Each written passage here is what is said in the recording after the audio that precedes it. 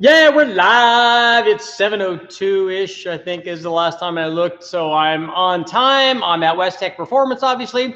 Hopefully you guys have taken a look at the video that I put up today on removing the 2.5, the unfortunately damaged 2.5 out of the Omni GLH. And you guys got to take a look at how bad the cylinder head was on that, because it tracked a hole, tracked a trough like right through between two of the cylinders. And that means it was running like that for a while, because if you blow a head gasket, usually the thing will lose enough power where you would stop driving it and stop, get out of the throttle and don't turn the boost up and all that stuff. That thing had been tracking probably for a while like that. And so it cut a big chunk. I mean, we're talking, this thing is like, that thing might be a 1/4 inch deep or more. So it's going to take some welding. I talked to my buddy Derek from L&R Engines, and he said, don't worry about it. We repair aluminum heads all the time. So I'm actually going to have him try it and just see what happens, and we can run it. He also said that the early 84 head, he said he could repair that too. He said, yeah, that's not uncommon. He said, we see those a lot. And even if it's gone all the way over to, it's just impinging on where the sealing surface is, we can repair that as well. So I'm going to say, hey, what the heck? I mean, if I have to throw them away, I have to throw them away after it's done. But I think that it will work. So they'll be able to weld them up and surface them, and we'll try them and see what happens. And then I might look for a set of spare heads also. So my plan is now with the 2.2, and tonight we're also going to talk about the 3800 because it's up on the dyno. It's making noise, so we're going to make some runs tonight. And I got some really cool stuff to show you on the 3800 because there's quite the little fireworks show going on this thing. It's pretty awesome. But on the Dodge Omni stuff, on the turbo 2.2 and 2.5, what I'm going to do is the 2.5 that came out of the car, I'm going to use that as a test motor. The 2.2 that I have, I'm going to use that as a test motor. So we'll be able to compare both of those on the dyno, because once we get it running, then we can run a series of runs on the 2.2. We can run a series of runs on the 2.5, test all kinds of things, different size turbos. That 2.5 has a lot of cool stuff on it already. It's basically a stock common block 2.5 with a roller cam and the 782 head, and which is good because that's a different head than the early 84 head, I think it's a bathtub head or a G head or something. And so that will be interesting, and the displacement will be interesting. But that motor that came out has a lot of cool stuff. It has a turbo upgrade. It has a downpipe upgrade. It has exhaust manifold upgrade. It has the T2 intake manifold, which I'm going to do a shootout between all of the different intake manifolds. It has a big front mount, which we can test on the dyno because it has all the tubing to go along with it and the air inlet going into the turbo. It has an adjustable fuel pressure regulator, which is obviously helpful. I haven't measured the injectors to find out what size those injectors are, but we'll measure those. But we have lots and lots of injectors. We have everything up to, I think I have 1500s probably right now. So we have enough to make some fairly serious power. So we'll be able to do that. And I'm excited about being able to run both a 2.2 and a 2.5 because we can show the differences in the torque curves, and I'll make sure to, for all of the guys that are complaining, I'll make sure to load it down low enough to where we can kind of see what's going on with the boost response. And then we can go through all the series with those two. And then what I'm going to do on the Omni is I'm going to get it emission certified through a referee station as a T2 upgrade. So I'm going to make that Omni GLH Turbo into a GLHS essentially. So we'll swap a complete T2 setup into that car so that I can drive. I want to have an intercooler so I can drive it around with, a bit more power, have it legal and all of that. Because those will also be good videos to show people that, hey, look, you can have more power. You can get it done. Josh, thank you very much. Do you have any info on a T56 swap for a 2003 GMC 1500 four-wheel drive mated to an LQ9? Are you still trying to retain the four-wheel drive? Can somebody else answer Josh? I'm not really a drivetrain guy, so or a specific application. I do have a T56, which I was going to put in my 240Z when I LS swapped it, and I still think that that's the direction we're going to go. But I don't know the answer to that, and I don't know whether or not you're going to mate it to the four-wheel drive or not. But thank you, and you, by the way, don't have to. I mean, the super chat stuff is always appreciated because I have a lot of. I have a lot of expenses with this Dodge program, obviously, because now I have to basically, even though I got good deals on all this stuff. Now I have to fix 3 motors. So that's always going to be fun. And I'm obviously going to have to buy a lot of the T2 stuff for the car too. So I'll have to get the T2 air box and the discharge tube and the inlet tubes and all that stuff. And so I can put that together. Luckily, that motor already has the T2 intake and throttle body and stuff on it. And we can put that on there. I'll probably have to get a T2 exhaust manifold if that's different than the T1. I think that it is. And I want to get it all. I want to make it into a Shelby motor basically, and then we'll run that with the proper ECU and take it in to the ref station. And my buddy Mark Sanchez is going to help me with all that. He's done that a bunch of times. He actually has his 83 smog legal, his 83 Mustang smog legal with a 460 in it, which is kind of cool. So we'll do that. But and right now on the 3800, I got the 3800 up on the dyno today. We've made some runs. It's still making exactly the same power within 1 horsepower or whatever of what it made before. So it's in the 340 range, in the low 340 range. And we made some runs. We're running it again on E85. I just wanted to put it back up there and re-baseline it before we did the cam swap, because I have a comp cam that we're going to put in there and valve springs. And I have both like factory LS6, LS3 style valve springs. And I also have some 26 918s. And I think we'll go ahead and put the 26 918s in there so that we're ready for more camshaft, because that would be one of the next steps that we would do. If I want to make like really good power from this thing, it's going to need more camshaft than this fairly mild comp cam. The cam upgrade should be good. I'm hoping for 30 plus horsepower out of the cam. And I'm hoping that it brings the boost down on the blower, because right now we're at like 15 to 16 pounds, which is quite a bit. And as always, I look back at the data on my previous runs with the L67 when we ran it here. Way back, this was many years ago. This is in the early 2000s. I noticed that it had the same kind of boost curve that this does. This has the highest boost number at peak engine speed. Not like a centrifugal, because it already has some down low, but it is a rising curve. It's not flat. So I just thought it was interesting. But wait till you guys see the exhaust manifolds glowing. It's awesome. So with the 3800, what I'm going to do is we're going to run it the way that it is. We're going to swap the cam and springs. Please don't put an LS in your 260. I don't have a 260. I have a 240, an early one, a 71. I'm not putting an LS in. Well, I was wanting to, but I would rather put the RB25 in there. I think that would be cool.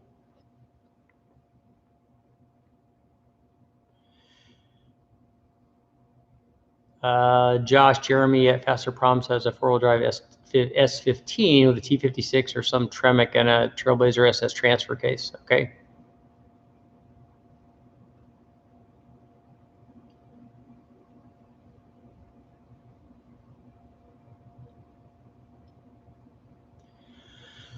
Are 2 small turbos inducting lighter than a single medium-sized turbo inducting?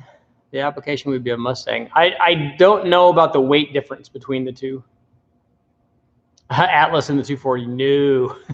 I'm sure that's not going to fit. It needs the RB25 in it just as a driver, because that would be awesome. If you had like 300 horsepower at the tire in an RB25. Plus, I really like the way that the RB looks in the engine compartment of a Z. I want to do flares on it and stuff, and you know, the ultimate thing would have to have an old you know, BRE paint scheme on it or something. But any 240 with an engine like that would be awesome. Originally, I got it to put a LS in it, but I think I would rather do maybe a later 280 to do that. Just one that I didn't care as much about. These 240s are worth money now.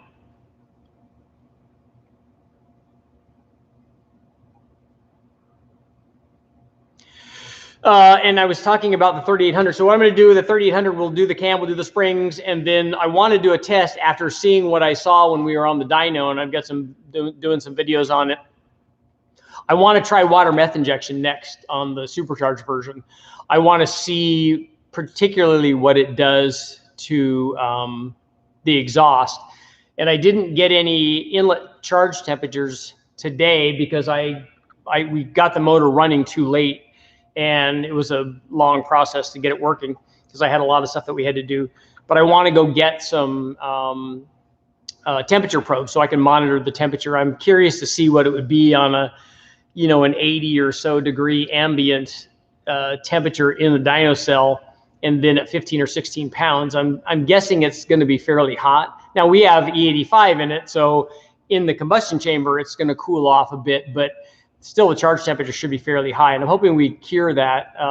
Yeah, the RVs do have a really good sound. I'm hoping we can get the temperature down and change the exhaust the temperature and stuff. And I kind of want to see that.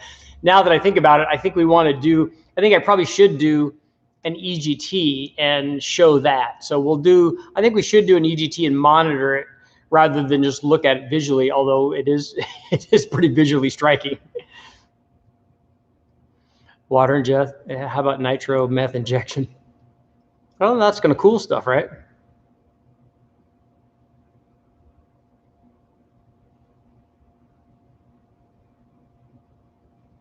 Yeah, you can make a lot of power with the RBs. Obviously, guys have made crazy power. They've made, like, you know, out of an RB26, they make 2J power. So it's a lot if you turn the boost way up. But even at, you know, even at 10 or 15 pounds, those motors would be fun. Haven't done anything on the Buick. Datsun with a small block Chevy. An RB30 26. Probably not that. I already have the RB25, so I already own that. Jerome, you just joined. That is the one in the thumbnail is a supercharged 3800 Series 3 V6, like from a Pontiac Grand Prix GTP or a Buick Regal.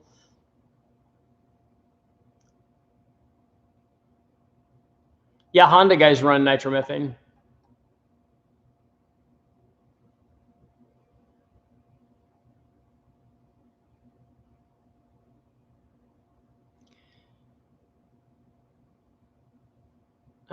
Do you have any experience with titanium exhaust? Yeah, we have run those on some import stuff, and it's primarily done for weight. I don't know about the heat insulation of titanium compared to other stuff. We've also actually run aluminum on a lot of stuff. We run aluminum sections of tubing to keep the weight down on some of the cars that we race, but we usually do it after the temperature drops in the exhaust.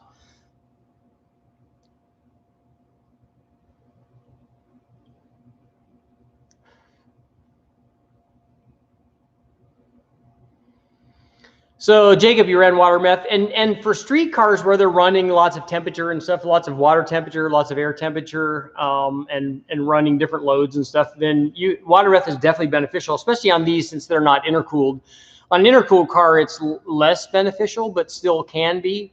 And this is not a situation like right now that I said where we're running 15 or 16 pounds. It's you know, it's definitely in the window where it should be beneficial. I don't know about power, but it should help things, which is why we're running E85 on it.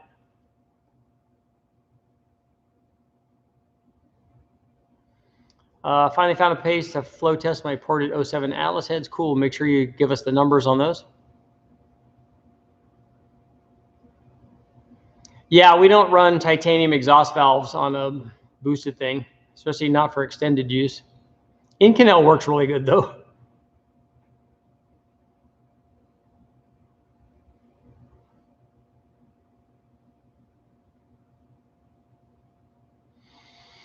You guys didn't use, Dan, you guys didn't, in NASCAR, they don't use Inconel valves?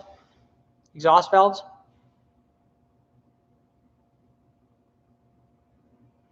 Do you know if cats will blow out if they're mounted right next to shorty collectors?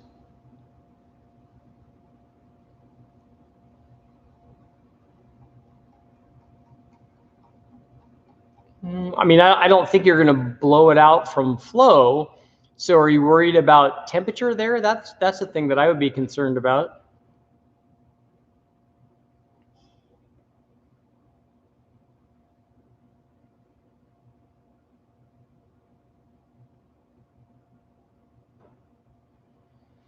Sodium-filled exhaust valves, yeah, those tend to break.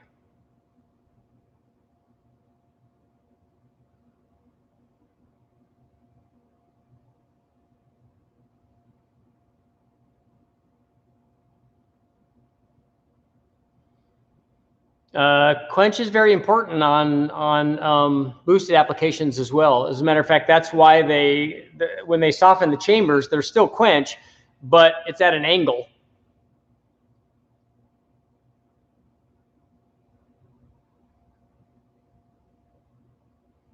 You use hollow stems with Inconel valves too? So are they just trying to get the weight down?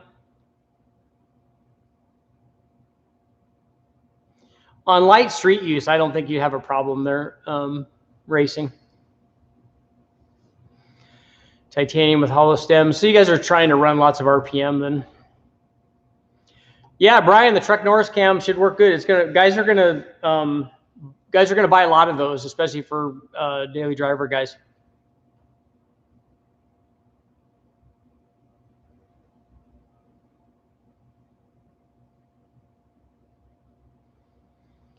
You ever try to run 85 carbs on 144, 177, 192 superchargers?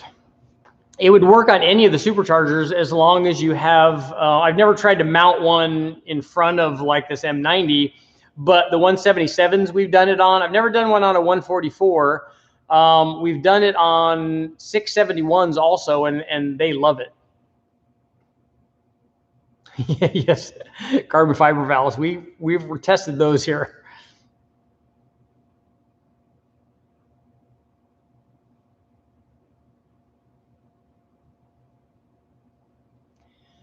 Porta 241s, Gen 4 internals, adding 7 to 8 pounds, 93 octane.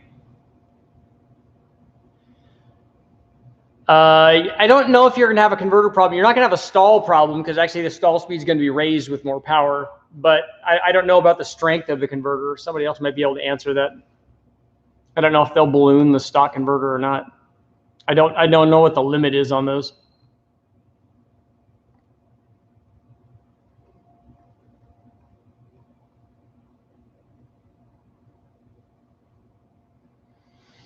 $10,300. That's a lot, Dan.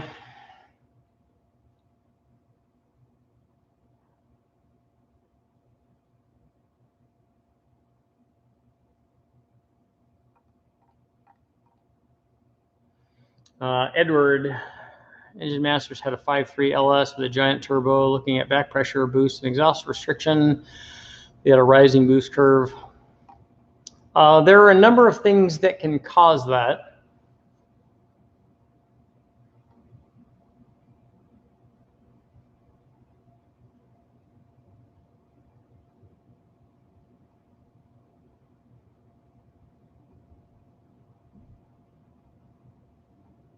What turbo to recommend for a 4.3 liter V6? GT3582 is probably good for that. Just 3D printed a new head for the 2.5. What did you print it out of?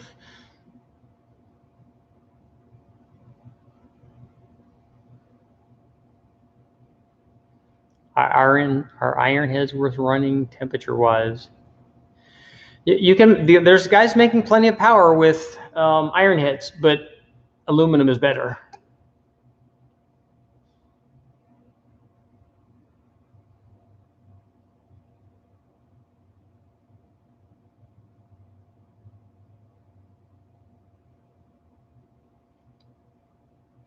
Dan, what are they coating those with? Do they have like anti-friction coating for where they're wearing on the guides? Do they have DLC or anything on them? I do want to do a rotary someday. Could you do a secondary fuel setup that switches to M1 or something under boost? Yeah, you can. You guys have dual fuel stuff.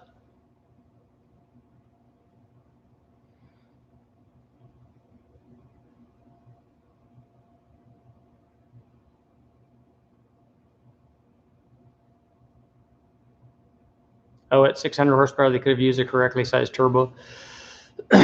But even the correctly sized turbo, that may have not been the issue. The correctly sized turbo may have still had a rising curve, though, because that's probably not what was creating that situation.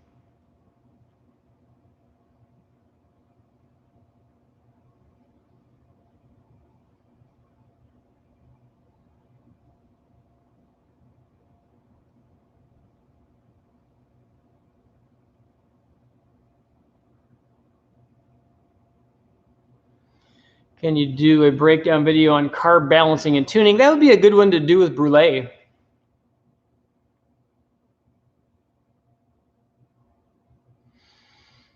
So right now, I think we need to go and start this motor up so we can make some runs and you guys can see what I'm talking about.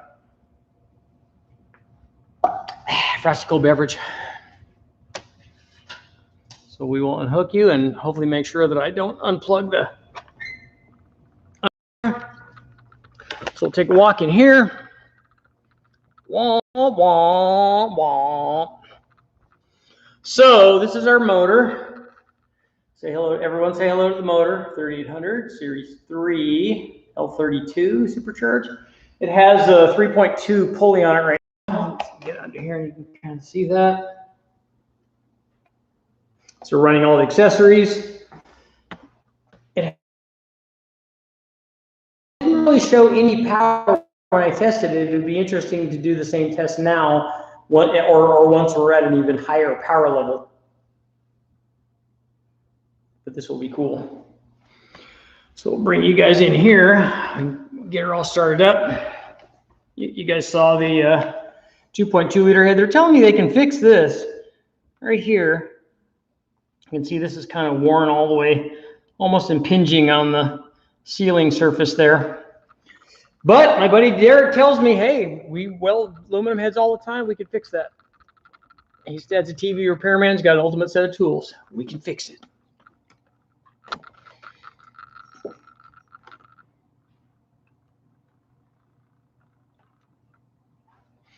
There we go. So turn our water on.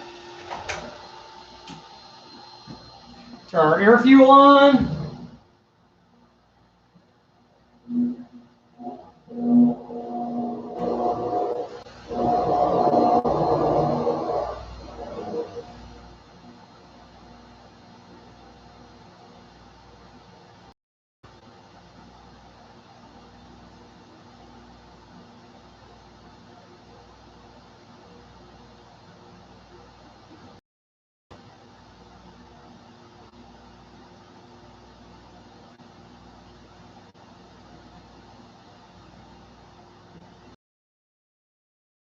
Turn our fan on.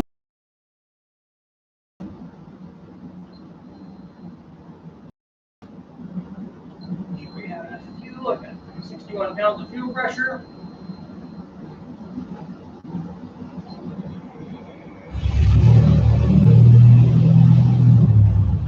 It's alive. We have RPM.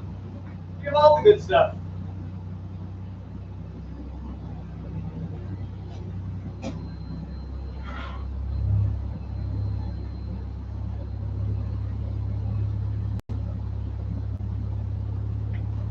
I think I've got to plug in issue.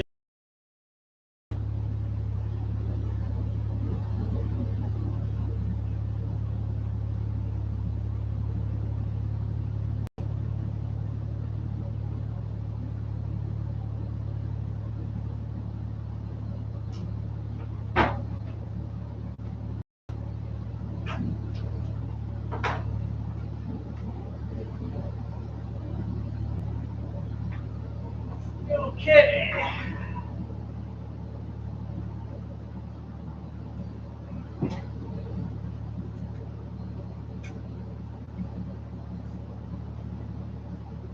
Can you guys see?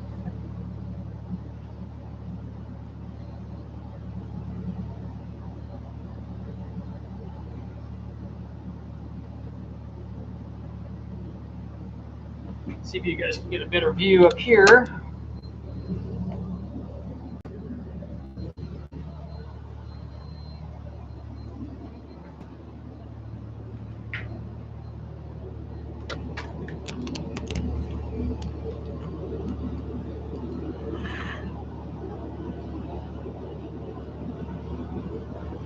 It's not really that good.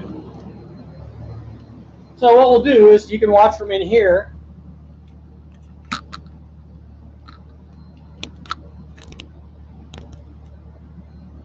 You guys can watch from in here, and then what I'll do, I'll take you guys in and let you guys watch one from up close and personal. That'll be kind of fun.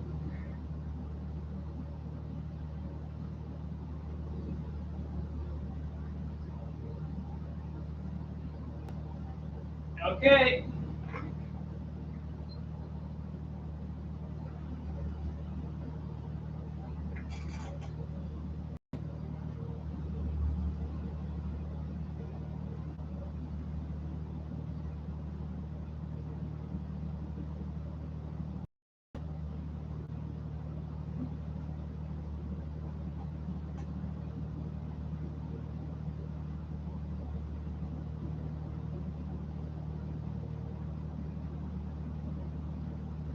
Okay. So you guys want to get closer here so you can see the DYNO readout?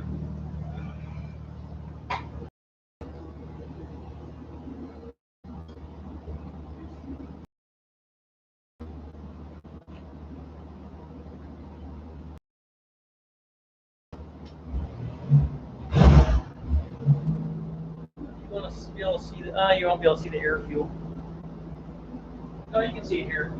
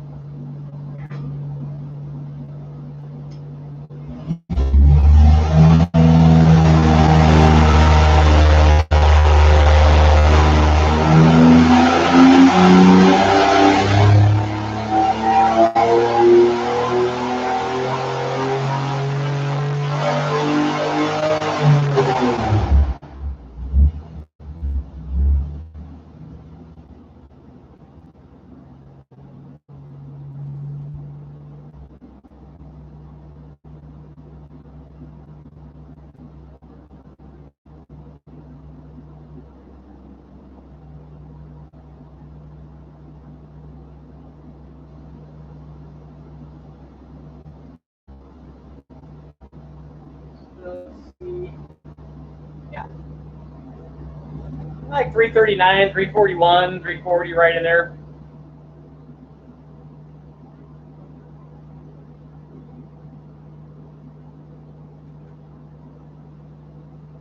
So you see those are the last two runs. You can kind of see what's going on.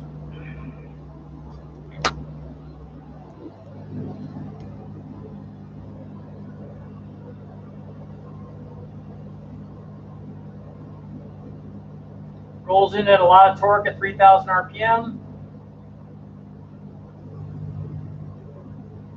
And this is with the stock cam.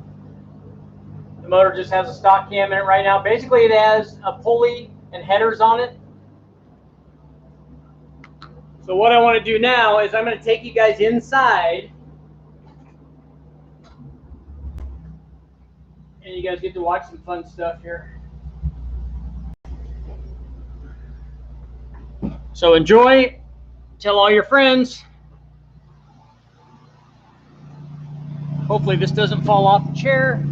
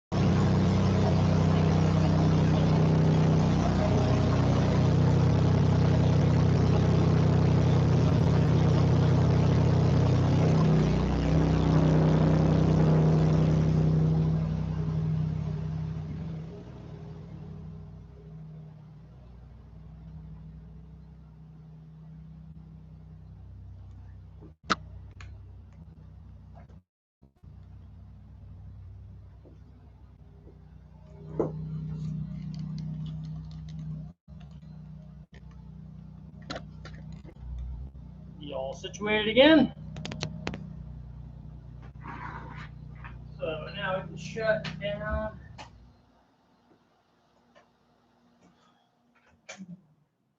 Shut the valve off.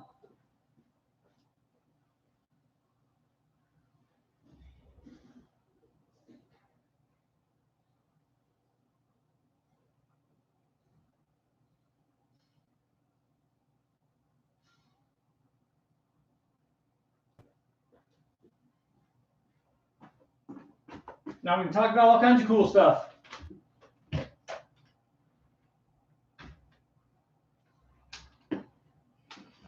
Okay, let's go back to our discussion. Right over here.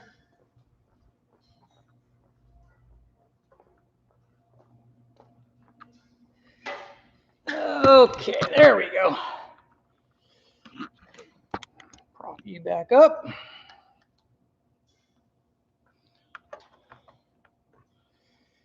Okay, now I can't wait to have everybody tell me what was wrong with the tune, and I had the wrong cam and all the other stuff now. This would be awesome. Okay. Well, what do you guys think? It's pretty hot. It's pretty hot and spicy in there, right? It really is. That's what we thought was awesome. I could actually see the other side glow too, and I'm going to use that in the video that I'm doing on this test. And then I thought, you know, we got to turn the light off because we got to be able to see this. Oh, things freaking out here. There we go. I can adjust you down just a little bit. There we go. So it was. that's just cool stuff. I love that. Normally we don't see that a lot on the supercharged stuff. We see it an awful lot on the turbo stuff. They almost always do that. But you know, when you turn the lights out, you can see it a lot better. But the cool thing is to see the flames coming out. It's got a good sized cone. Now we see that sometimes. Well, we normally see it, especially when we have an open header like that. We normally see it with nitrous. When you see nitrous, you have a nice like blue cone. That's why they had it in the movie Cars, because that actually happens. You can see the fire cone, and you can see it in this too. And you'll see in the video that we had some excitement over on the other side while I was filming that side. So it's you know, again, that's why we're here. It's kind of cool stuff. So everybody tell me, let's see. That was awesome. Damn decent horsepower for 6,200. Yeah, it's not. It makes peak power earlier than that. I'm hoping once we put the cam in it that now we'll be able to rev it and make peak power higher, because it'd be nice. We have a rising boost curve. I'm hoping the boost comes down, and I'm hoping that the cam is going to add about another 500 RPM to this motor, which would be good. I mean, it has a really short runner on it, so it could definitely benefit from more cam timing in terms of how much RPM this thing could run. The intake manifold's not holding it back. Obviously, the heads are not at this power level, not really holding it back. Got to respray the headers. Yeah. Yep.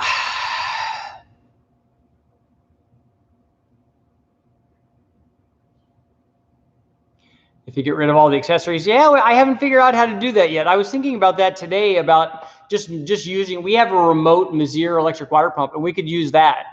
And that probably would work fairly well, but I'd have to configure, I'd probably have to machine something for the water passages. I don't know exactly what it looks like.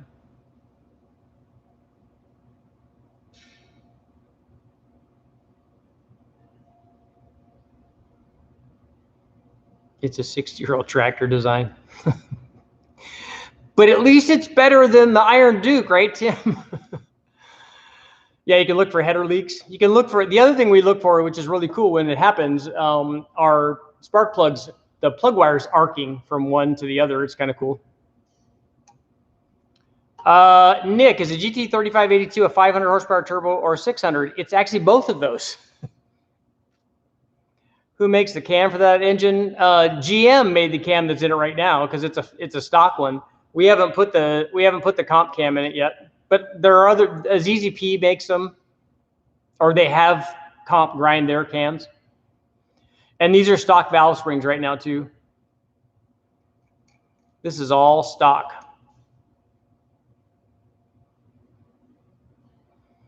Brian, that's right. If the timing is retarded, then that's another way to get a really hot exhaust. The EGTs go up if you go down in timing, which is normally why the turbo and supercharged stuff has higher EGTs. But this thing has 24.5 degrees of total timing in it at the top, and that's a lot at 16 pounds.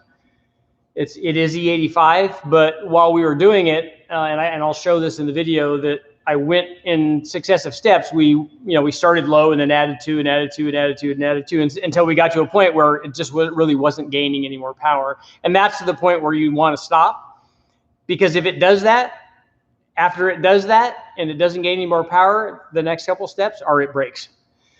And sometimes it keeps adding power until it breaks. So you also have to watch for that.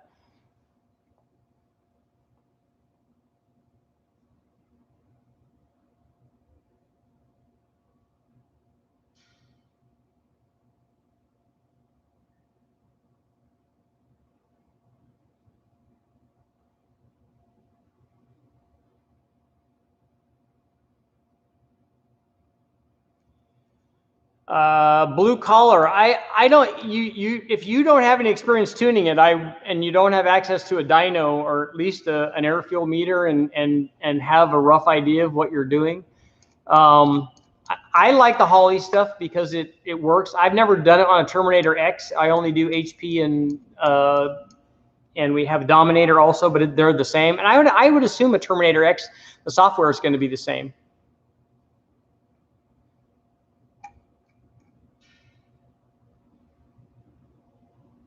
Running boost at -4 degrees, yeah.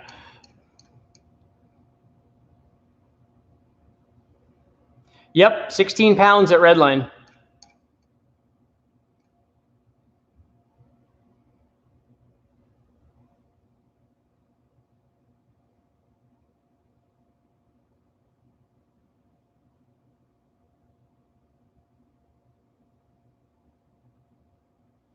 Yeah, you can tell, Dan. You can tell when the things are detonating. You can see when they're misfiring. You see that a lot. I see that a lot on chassis dynos. Concentric rings, though, but that's cool. Like an SR71, I do like those. I got to go talk with SR71 test pilots many years ago. It was very cool.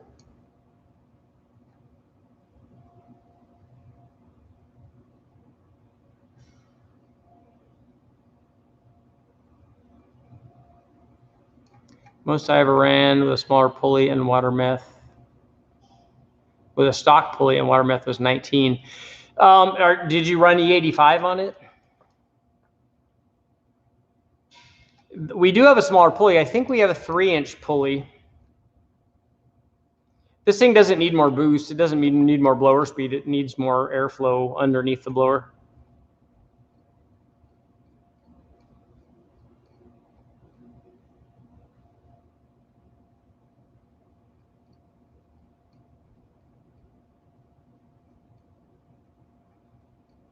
Oh, cool, Dan. So they're racing each other?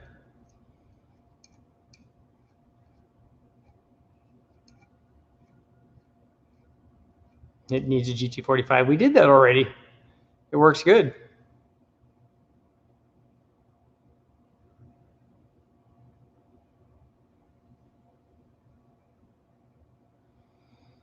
E85 is really beneficial on these motors because they're not intercooled. They really need it. And I'm hoping that they also need a camshaft. Yeah, this L32 has a Gen 5 blower on it. The Series 3 motors do.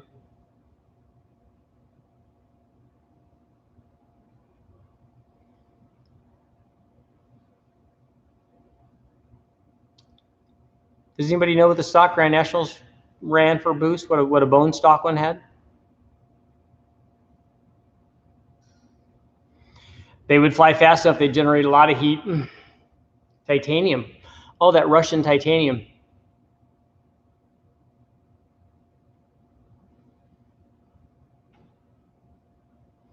£15 on the Grand Nationals. That was a lot.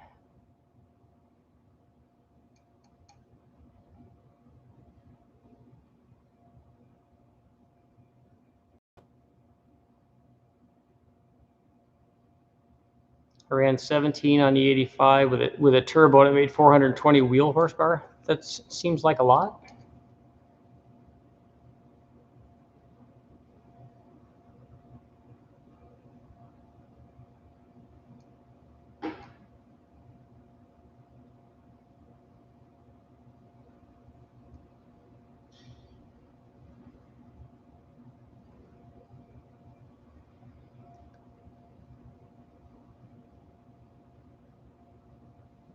The supercharged version doesn't run 15-pound stock.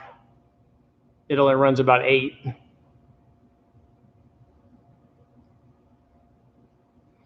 The Grand National was rated at 245 horsepower, not the GNX, the regular Grand National, and this Series 3 motor was rated at 260. I think the Grand National probably had more average torque production though.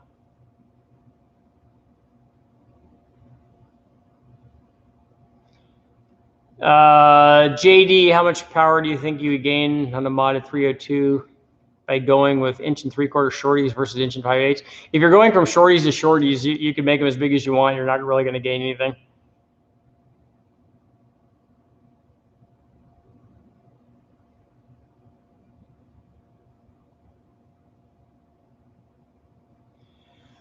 Currently daily an NA 3800. So is it a Grand Prix or a Regal or is it a Camaro? And really any of those, if you put the boosted motor in, because you can get them from junkyards pretty cheap, that would be definitely the way to go. The factory stuff really works well.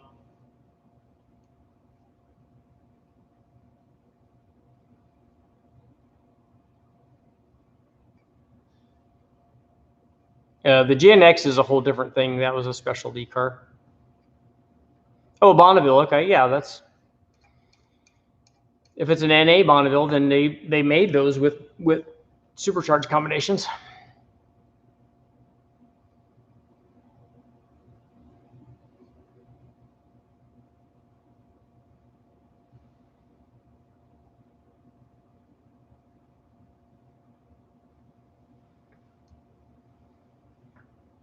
Put a fish tank air valve on it. That's what we used on a lot of SVO stuff. Puppet Masters here. Smashing that like button. Come on, everybody.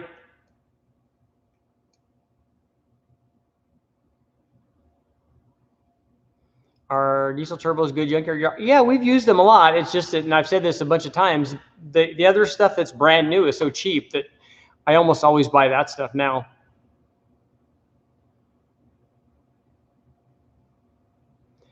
an L32 block with a top swap. Yeah, that's guys are doing that so that you can put the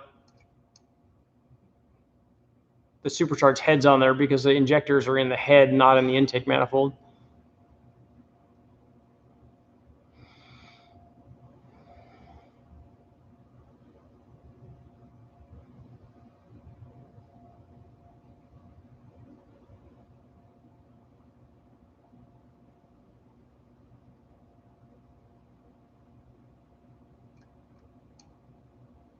Yeah, the L32 was the supercharged Series 3. The L36 was the NA version, and the L67 was the supercharged Gen 2.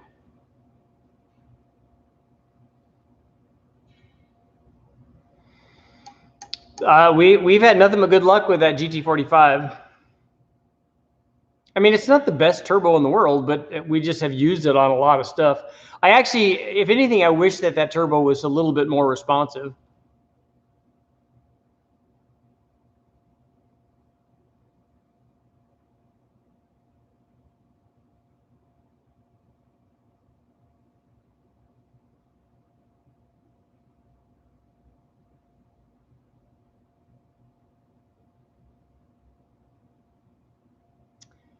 L67 VT Commodore, roller rockers, a small pulley on the snout, and tune. Runs high 12s. Nice. A lot of guys put those high ratio rockers on there. If you see a change or a decent change in power from a change in the rocker ratio, that's a pretty good indication that the motor is going to definitely respond to cam timing.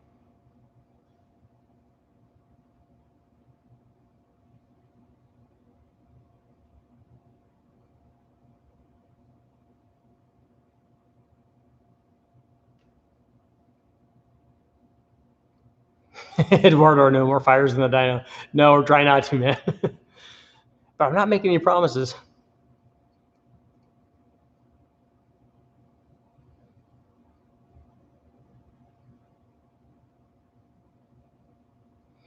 I do like the Regal T-types as well.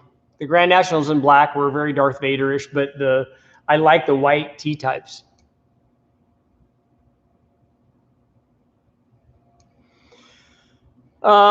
Ethan, you can do it either way. A lot of guys do the top swap. That way you can leave your short block in there and then just buy the top stuff, which is obviously available. Or you could just go get a whole junkyard motor like I did. I have 2 of them now.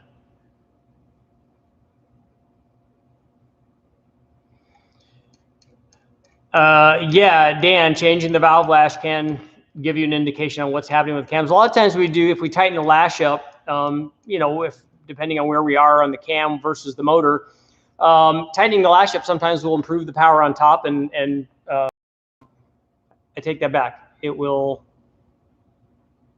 So it's going to add. What the heck do we do on the Duntov 3030 cam?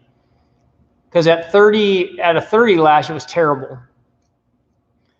And when we tightened it up, it made more peak power and lost power down low. Yeah, there's a big difference in price between a Grand National and a GNX. I don't even know what GNXs are going for anymore.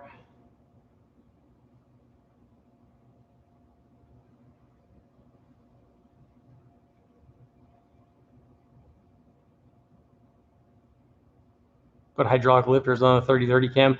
The L79 was a really good motor too, and I ran that, and that made almost as much power as the, well, it did. It made within a few horsepower of the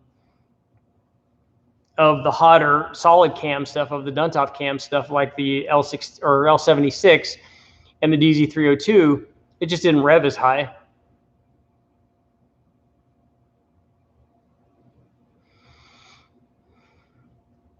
The 3800 test I'm doing now is a cam swap.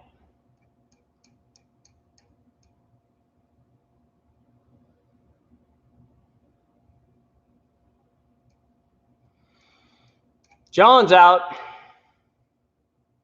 Blue collar's out.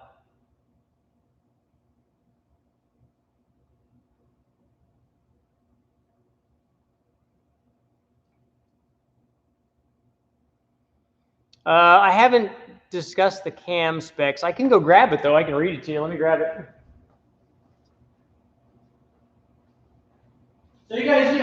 sure, talk amongst yourselves.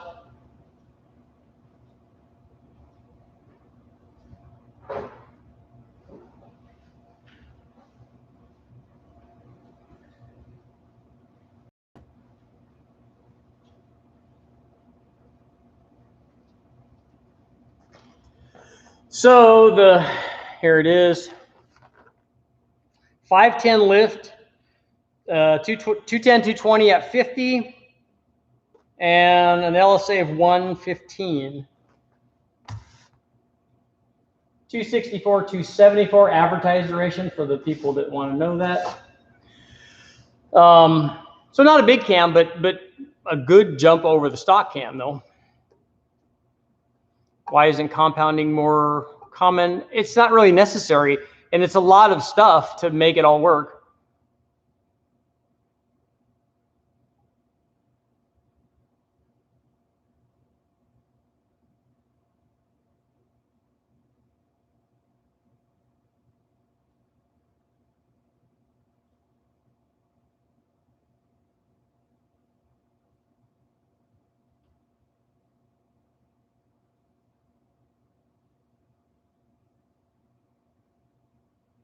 This is for the Big Bang. I hope it's huge. That cam's not nearly big enough for wanting to make lots of power.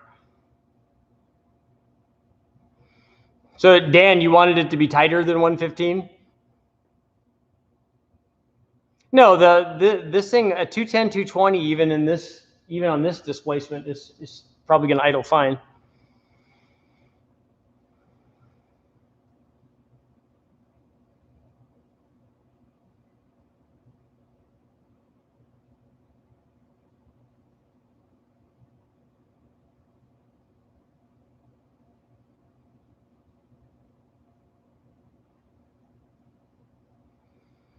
So Johnny, which XP cam did you run? I'm looking, I want something that's going to be mid 220s, mid 230s probably for what I would want to put in here with ported heads and stuff.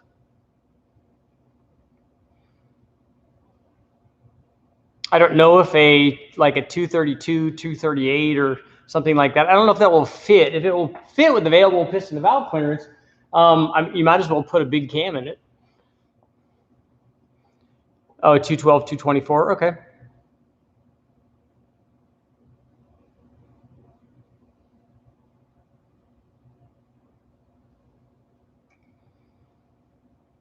Yeah, I've got a guy that said that they can port the heads.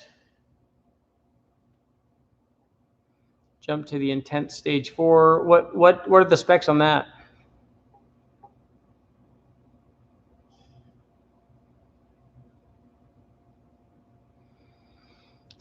Jacob, somebody was offering turbo cams that were reverse splits, and I'm not going to run that.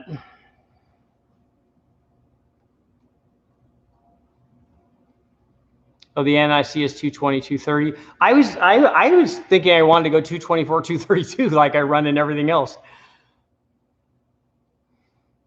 Yeah, the 454 cam would be good. That's a 227, 243. That's a big split.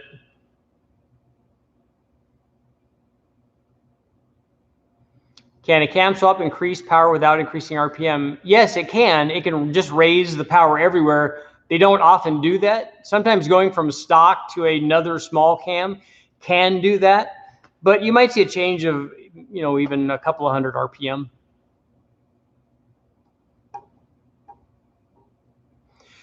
I think that they're going to port the whole thing. Dan, I should just send them to you so you guys could whip those things out really quick, right?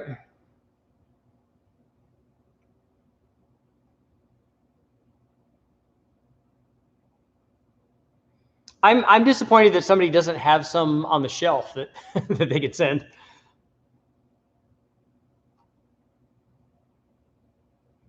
The torque seems low on this motor. This motor right now makes more torque than it makes horsepower. Okay, let's see. 235, 238. That's the kind of thing I was talking about. That's a big cam. 600 lift. I'm sure you have to do something to the heads for a 600 lift. Because a 26918 would take that. Probably would want to go with a dual spring.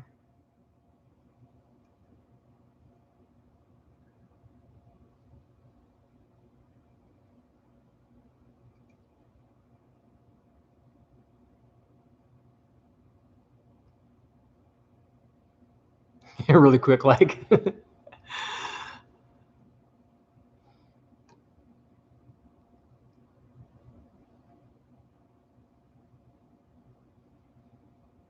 Casey, is that the diesel stroker that they make out of the L series stuff? I was taught back in the day the turbo needs a reverse split cam. What changed in the thinking? Just dyno testing.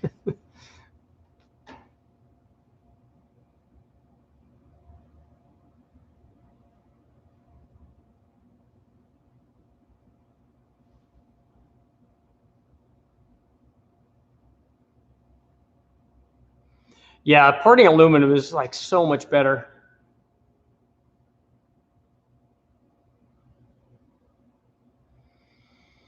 Yeah, we do only have a few minutes left.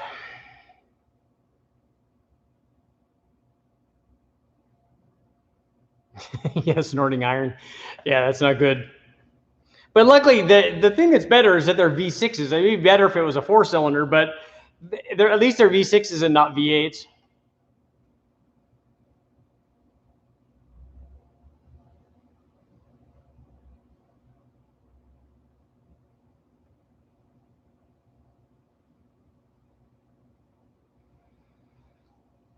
I was talking to Brule. We were talking about reverse splits because I ran a test when I was here doing the Engines Master stuff, and we ran a single pattern and a dual pattern with the way that I like to do it, and that's by keeping the intake duration the same. And when we did it, the single pattern picks up power down low, but loses it up top. So, and I put the question to him, and you know, I kind of knew from my testing, but I said, well, do you think therefore that the reverse pattern could keep going in that direction, and that it could improve low speed power for that turbo response, but it will continue to lose even more power on the top, which is exactly what I think would happen if we kept the intake duration the same, and then had more exhaust duration, and then the same exhaust duration, and then less exhaust duration. I kind of think that that's what you would see.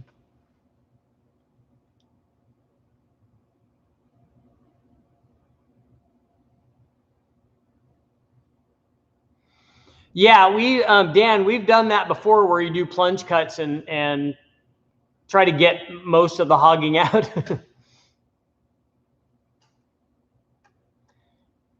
Is a turbo 383 a good build to go to? Is it an LS 383 or a small block 383? And the answer, even for both of those, is that if you're doing a turbo, you really don't need to have a stroker, unless it's a 383 Mopar that was already a 383. then that's fine. The nice thing about the turbo is you don't have to add displacement to make it work.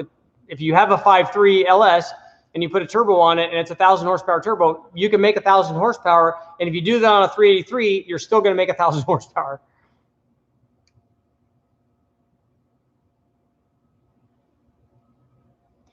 And a reverse split pattern or reverse split cam would be probably used more often, or they would want to use it more often on a production application, on an OEM deal, because like with this this Dodge 2.2, they're making all the power from the boost, so they could put mild cams in it, and maybe if you wanted to have the thing come up on the turbo really fast, a reverse pattern cam, because you can already, like, they're not trying to make lots of power, they're just trying to make a certain amount of power.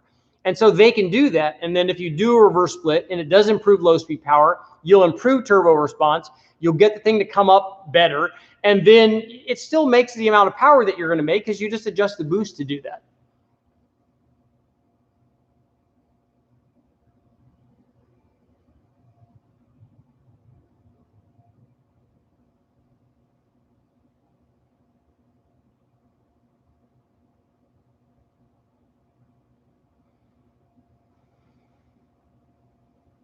$3,800s are overbore engines.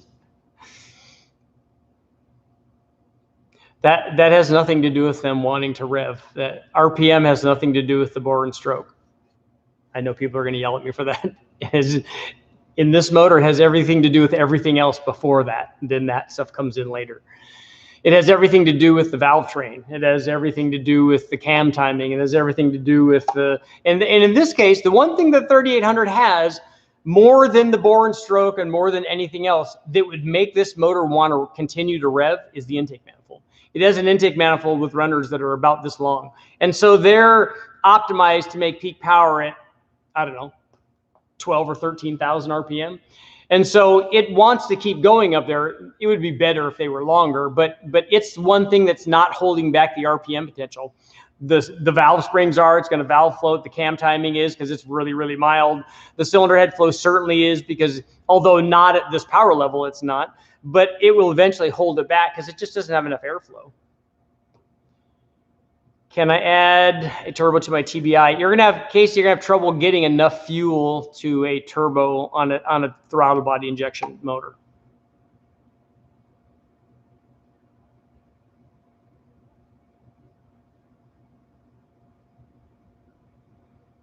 The DZ302 revved to 10,000. No factory DZ302 ever went to 10,000.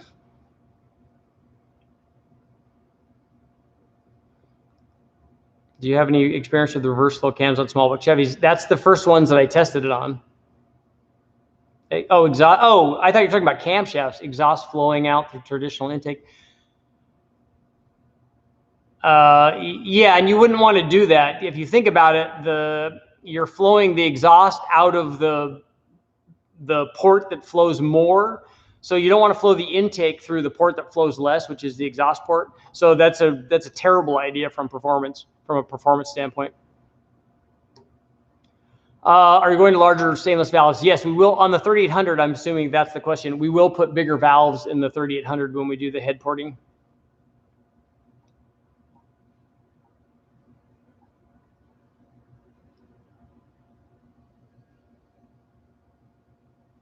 So then a 632 can run to 10,000 RPM as well as a 287 comp eliminator engine. If you put a big enough head in it and you put enough camshaft in it, then a 632 will go to 10,000. Look at a pro stock motor. The only reason they go to 10,000 is because they won't let them go to more than that, whatever the limit is, 10 or 10.5 or whatever. If they would let them go more, they would go more. And so what they do is just, if you can get the valve train stuff worked out, all of the other stuff follows suit. Look at Formula One development. They've made this, roughly the same specific torque before they started adding all power augmentation things. All of the NA development, they were making basically the same specific torque. The only thing that they were doing was shifting that torque higher and higher in engine speed. And guess how they did that? With valve train. Is there such a thing as too big of a head for an engine? A 220? Well, take a look at the video that I did on port volume, and you'll see that you can lose a little bit of power at wide open throttle. I think it'd be worse at part throttle is where you're really going to kind of see it. But yeah, if you put a big head on a small motor, like if you could put an LS3 head on a 4.8, it would be terrible. For a turbo combination, it's going to make less of a difference in terms of peak power, but because it makes less power down low, the turbo is going to be less responsive. And the thing is, like I said, you don't need to have a giant head on your turbo motor. It will work if that's what you have, but if you put a 195 or a 185 on there and put 1,000 horsepower turbo on it, then you make 1,000 horsepower.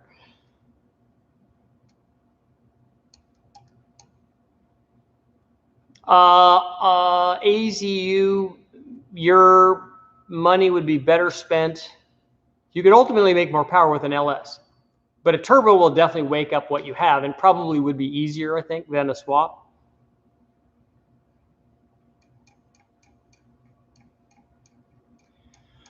Alex, I don't know how high you're revving them and what the camshaft is, and if it's an unstable profile. There's lots of other things. It's not a lifter problem because we've run lots and lots of lifters to very high RPMs. We've run them around in stock cars.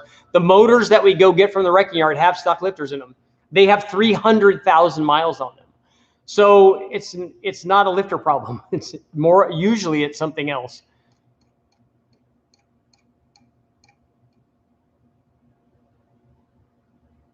wouldn't trust a big heavy block revving to 10,000. The block really doesn't determine that. It just has to be strong enough to contain the stuff that's revving inside.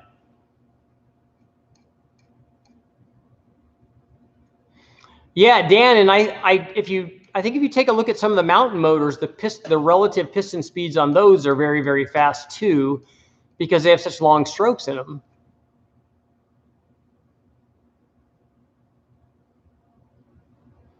I saw a video where a guy engineered a small block Chevy for side intake center exhaust. If you design the head so that you can do that, so that, because you always want the intake to be bigger and flow more than the exhaust.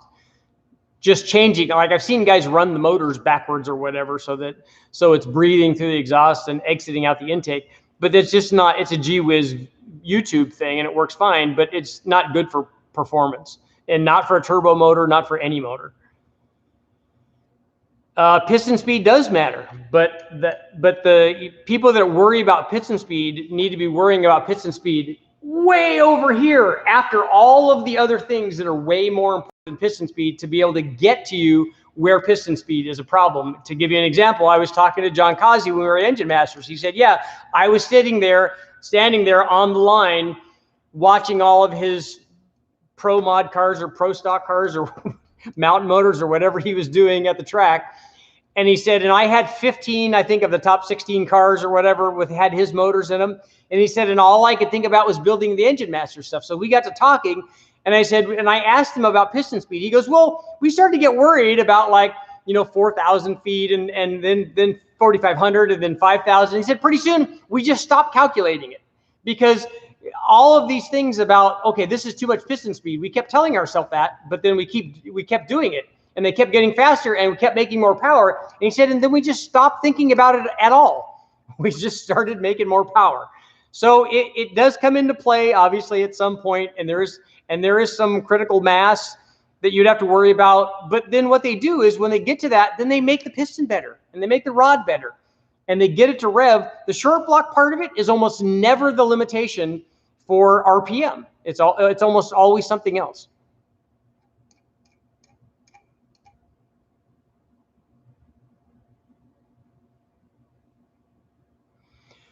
Mike, thanks for coming.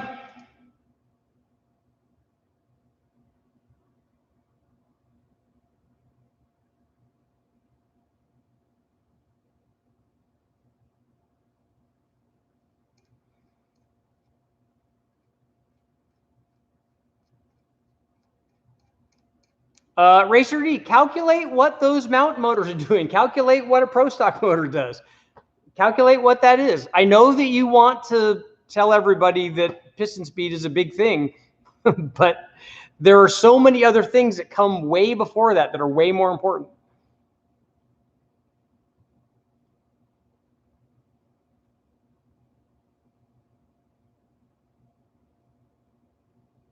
My sound went away?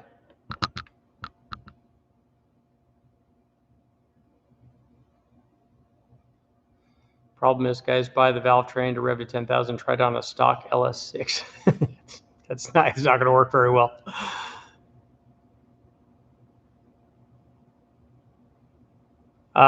Is there a sweet spot between rod stroke ratio and rotating mass? Again, the concerning about yourself about those things is way, way out there. Worry about the stuff where you're going to make power and that stuff that's way more important. On big block piston speed kills.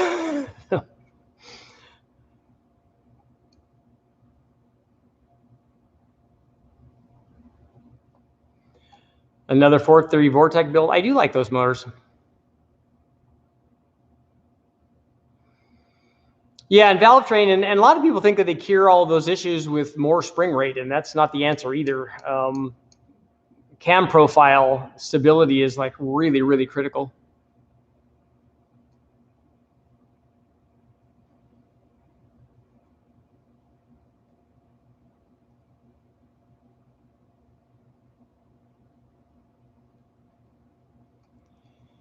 Importance on running tests rather than running the numbers. It's important to do research, but it's still theoretical.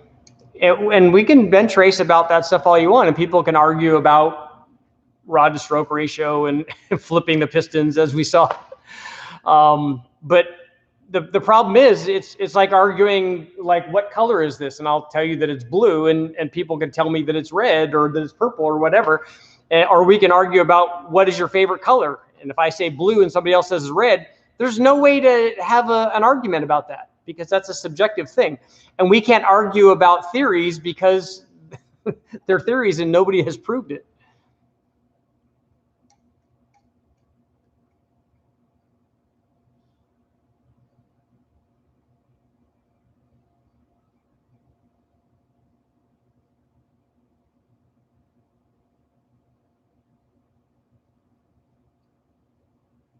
Blue, red, it's all green.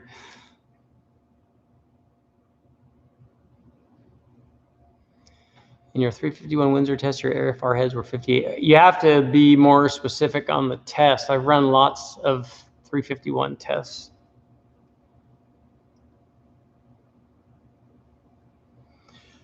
What turbo should I get on my WRX? You got to tell me what power you want.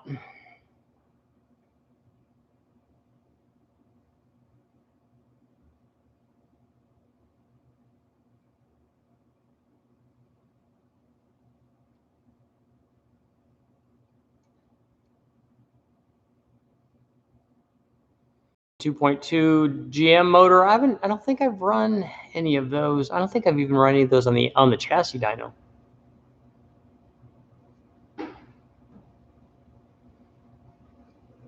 There are some cool, if you look back way back, because none of this stuff is new. But look back in the 50s and 60s, the guys that built some of the IndyCar motors, they had center bundle of snakes exhaust, and it looks really cool because they all come together and they exit out the back.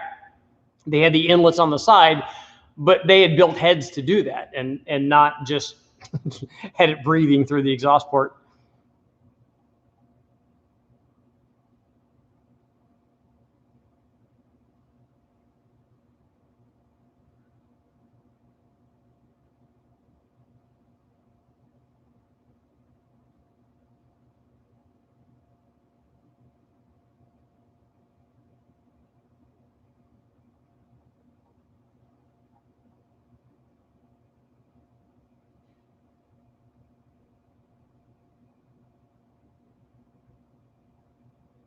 You want to see a turbo 1.6 Formula 1 motor on the dyno? Me too. I bet that thing sounds really good.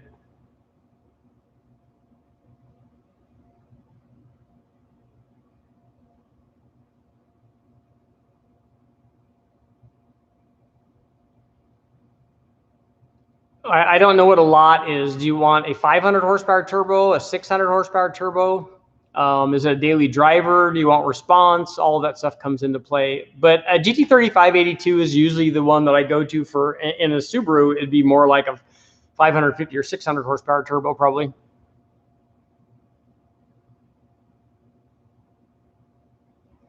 Do you run fuel regulator with boost offset? If you mean, do I run a boost reference regulator? Sometimes we do and sometimes we don't on the dyno. It depends for us on, because it means us hooking up a whole bunch of vacuum tees and stuff. If we have enough injector to where we don't have to have a rising rate to where boost doesn't compensate, I do like doing it on the street, especially if I have big injectors in it, because then not only does it add fuel pressure, excuse me, at a 1-to-1 rate under boost, but it also takes fuel pressure away under high vacuum. So when you're cruising and stuff, you have less fuel flow through the injector. So then if you're getting close down low on duty cycle and stuff, it helps in that area also.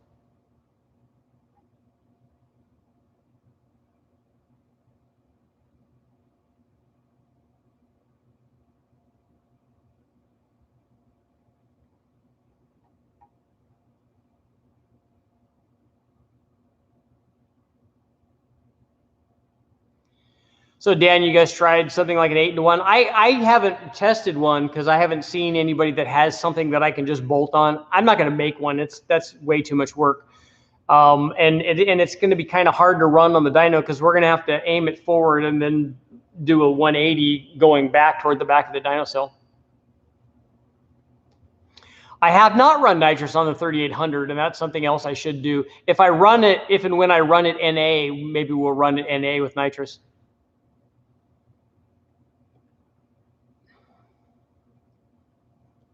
Dan, the tri-Y headers that NASCAR uses, I've seen some of those. They're really nice. Why are people afraid of deadheaded fuel systems? That's all that we run, or not all, but that's normally what we run on the engine dyno. Like this 3800 has a deadheaded fuel system.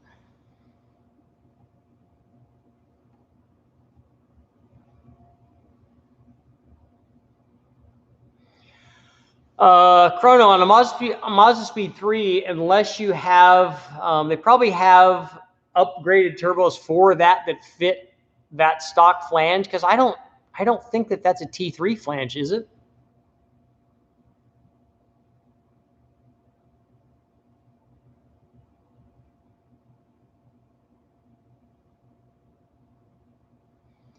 I've never tried jet hot on internal stuff, only on headers and things.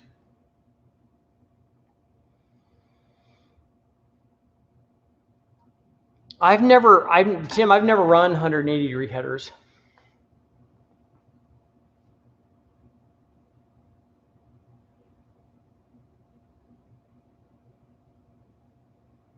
Nitrous will definitely spool the GT45. This motor would spool a GT45. It did already.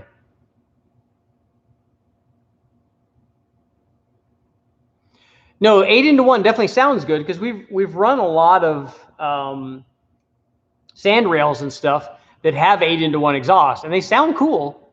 There's no doubt about that.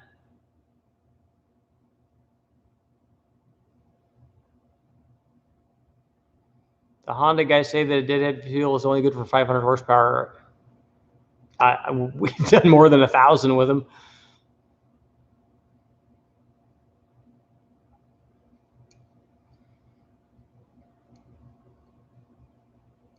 Yeah, I've seen the modified intake for the 4.3. I had a Sniper one that I was going to do.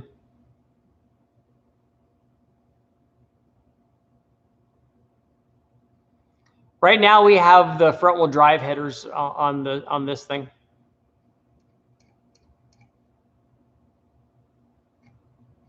Oh, the MS3 is a T3 flange, and there's a lot of T3 options in.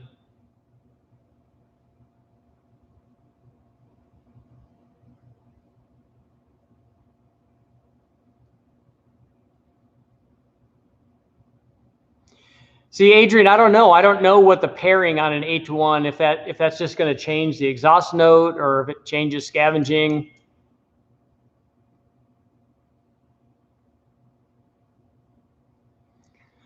Okay, I've been on a long time. 2 more minutes, the official call. So get your questions in and hit the like button. A Packard straight 8 is not, it is definitely other guys.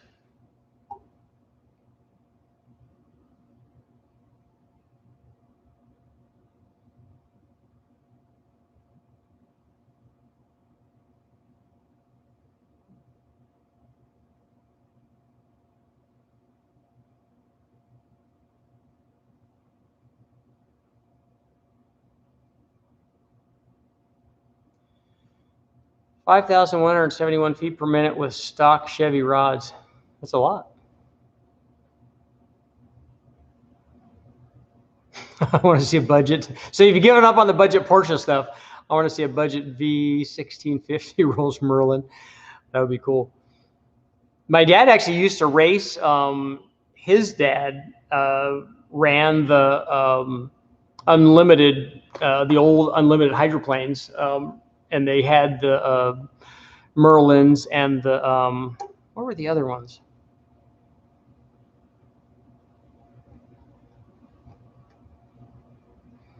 What motors did they have in the P51s?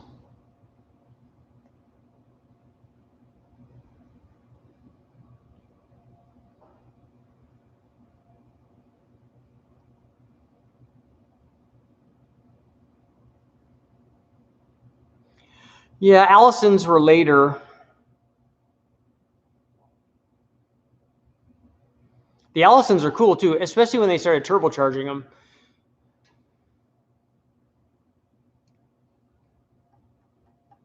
Rolls-Royce, okay. They were Merlins, I was right. You need to do a VR6, Merlins, Allisons in the P38s. Yeah, those were cool also, though.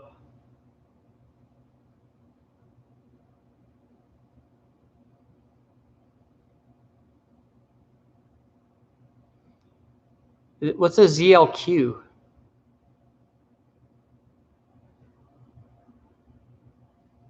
$60 V12 V1650. What I need to, Dan, what I need to get a hold of is a Ryan Falconer V12, right?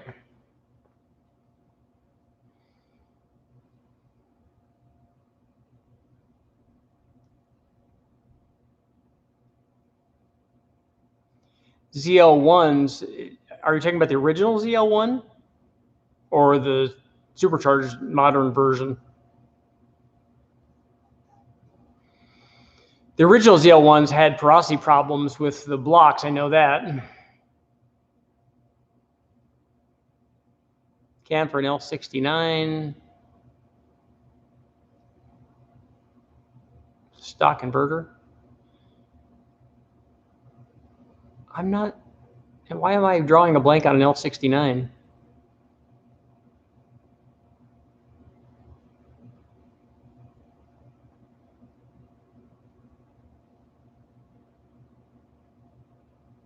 Yeah, I thought that the Allisons were only used in the development of the P51.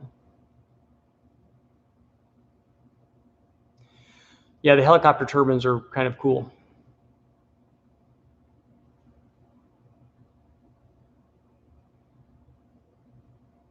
Tommy, we already twin charged this 3800. That video is already up, and I also did it on an 03 Cobra motor where you put twin turbos feeding the roots blower.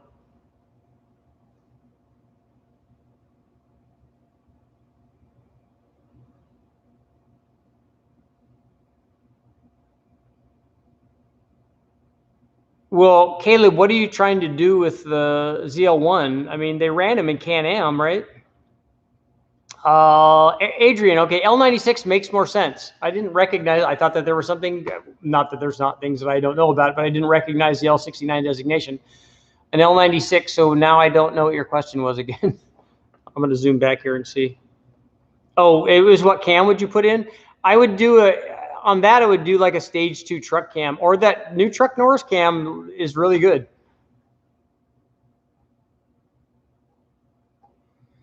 DLR Garage, there's lots of cheap heads available for the 302 now that I didn't test way back then. I just have not tested them, so I can't recommend them or tell you what they do.